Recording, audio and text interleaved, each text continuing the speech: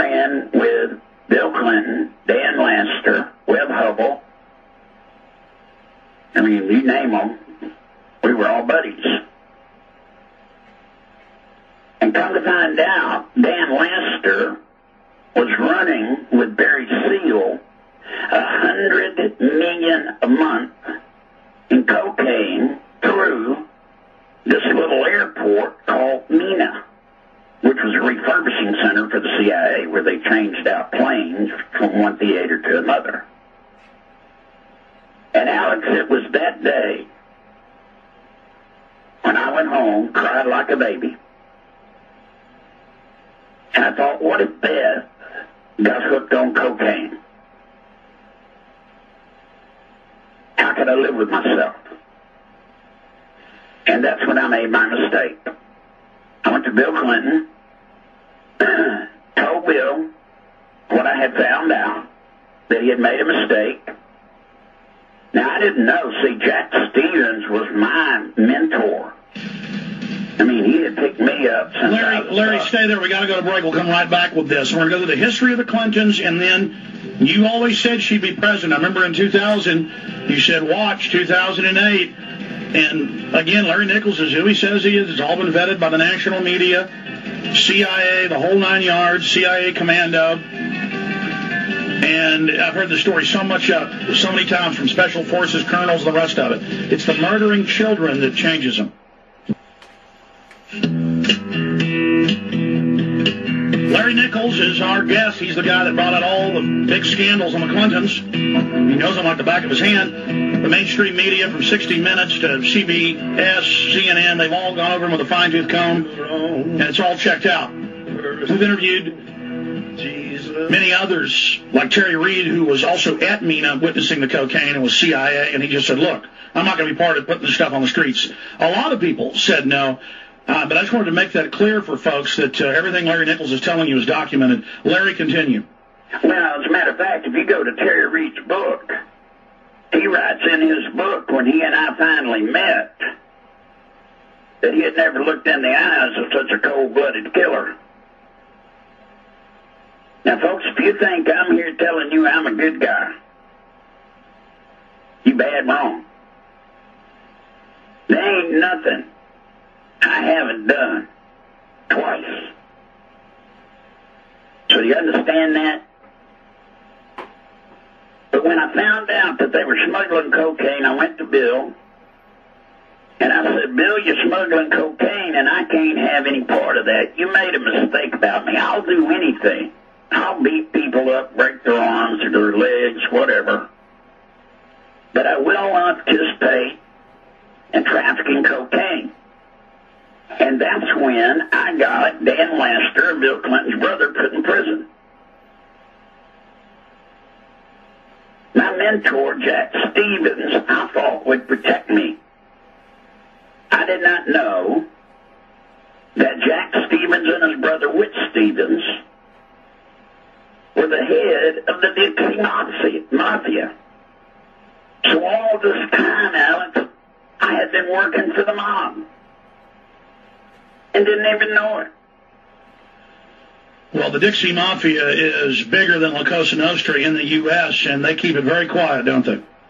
Well, you ask anybody that you know in law enforcement, pick any mob group you want to know, and they'll tell you there is no more vicious, dangerous group than the Dixie Mafia. Well, here I go, and I come out, and I tell Bill, you got 2 weeks to tell the truth, or I will. Next thing I know, I read in the paper, well, first off, then I found out my dad's dying of cancer. Well, then it comes out in the paper that a state employee, this is all documented, folks, a state employee was fighting for the Contras. And for 6 months, the media just had a field day with me. So they were destroying your character. Destroying my character, which I deserved. And blowing your cover. Blowing it. Hey, look, I deserved it. I deserve everything I get. January the 16th, 1989, I was sitting in the chair I'm sitting in right now. was dying of lung cancer, people would walk plumb across the other side of the street in this town to not even have to be near me. The neighbors wouldn't let their children play with my daughter. See, they thought I was a mild-mannered businessman. And I reached out, touched the floor, and I said, God, can't get any lower than I am. So, I'm at the bottom. I don't know what to do. Now, I'm not going to tell you. I'm not going to tell any of you, he burned the bush. Matter of fact, I wanted him to run something across screen, scroll something across the bottom of the screen telling me what to do. He didn't. The next morning, I woke up and I knew what to do. And that was to tell the truth. But now to fight them, you had to be careful because these people would kill you. I lost 52 witnesses that I had scheduled to testify to Ken Starr and to all the others that died of suicides, shot themselves in the back of the head with 30-inch shotguns. And so what I did, there was one thing I knew about that everybody in Arkansas knew about, but nobody knew about it like I did because I had to cover it up so much. And that was Bill with his women.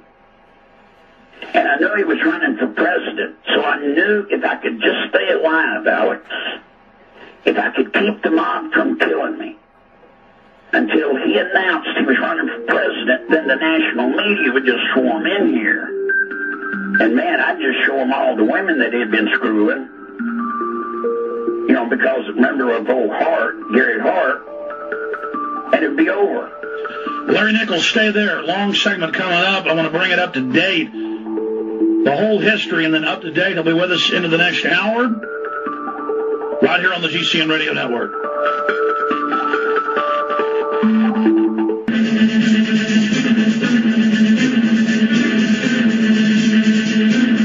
Larry Nichols joins us from Arkansas. He's the guy that blew open Whitewater, Sexgate, all of it. The Clinton Chronicles and other films. People that would see Clinton with Jennifer Flowers would have their legs and arms broken by the state troopers. The Clinton death list began to rise. We've gotten up to that point. Larry Nichols, continue, please. Well, so I stayed alive, kept it going. He announced, so I break Jennifer Flowers when nobody believed me. They had already used the Stevens. You see, back then, Alex, people didn't believe that the media, the national media, was controlled in those days by about 50 different corporations. Now it's 5. They had already gotten to them. And so the national media would come in, check me out like like whatever. Then they'd find out it's true. The reporters would go back just with stories they could not believe, and the editors would spike them, would let them run. But then there was a guy from Star Magazine, Stephen Edwards, left a little card in my mailbox. He said, I believe there's more to your story than what's been told. And so that's when it started. I told him the story. We broke it in Star Magazine. They denied it. Now, most of y'all will remember this. To show you how far back I go. It was during the Super Bowl. And I was there with Steve Croft. And there was Bill and Hillary during the Super Bowl. And that was when Hillary said she wasn't just baking cookies like, Tammy Wynette. But they denied Jennifer Flowers. Well, then I broke the story about Paul Jones. And nobody believed that. Well, then I met Alex Jones.